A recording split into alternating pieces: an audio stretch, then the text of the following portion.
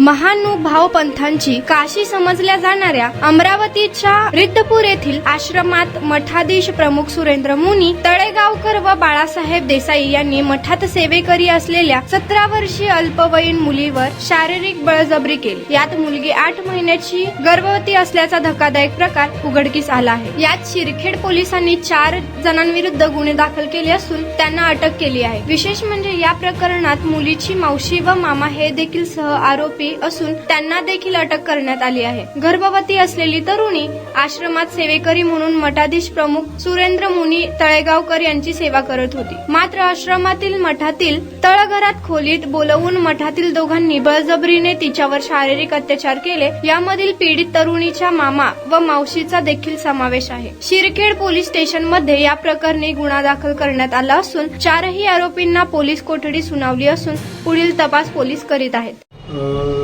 शिरखेड police station के under में एक 17 साल की लड़की परसों रात में पुलिस स्टेशन में पहुंचकर उन्होंने फरियाद दिया है कि उनका शारीरिक अत्याचार किया गया है रिद्धपुर के आश्रम के अंदर में। एंड आरोपी करके रिद्धपुर के आश्रम के जो मठाधीश है उनका उन्होंने नाम बताया। उसके साथ में उनके मामा का भी नाम उन्होंने बताया है और साथ में उनके एक और महिला रिलेटिव एंड इतर एक आरोपी, ऐसे 4 आरोपी का उन्होंने नाम बताया है। तो उसी हिसाब से हमने 4 आरोपी को अटक किया है एंड तपास शुरू है एंड जैसा तपास में कुछ निष्पन्न होता है वैसा हम आगे बढ़ेंगे।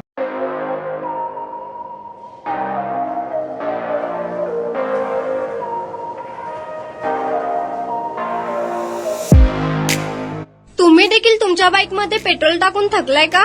मग चिंता का करताय? लुनिया ईव्ही हब घेऊन आले आहेत तुमच्यासाठी ई बाईक।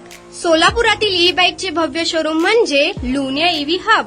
यांच्या इथे ई बाईक आणि स्पोर्ट्स बाईक उपलब्ध आहेत। मग वाट कसली पाहताय? आत्ताच भेट द्या लुनिया ईव्ही हबला आणि टेस्ट ड्राईव्हचा आनंद घ्या। आमचा पत्ता जोशी पेट्रोल पंपासमोर, जुळे, सोलापूर। Contact number 9309857930 7507886648।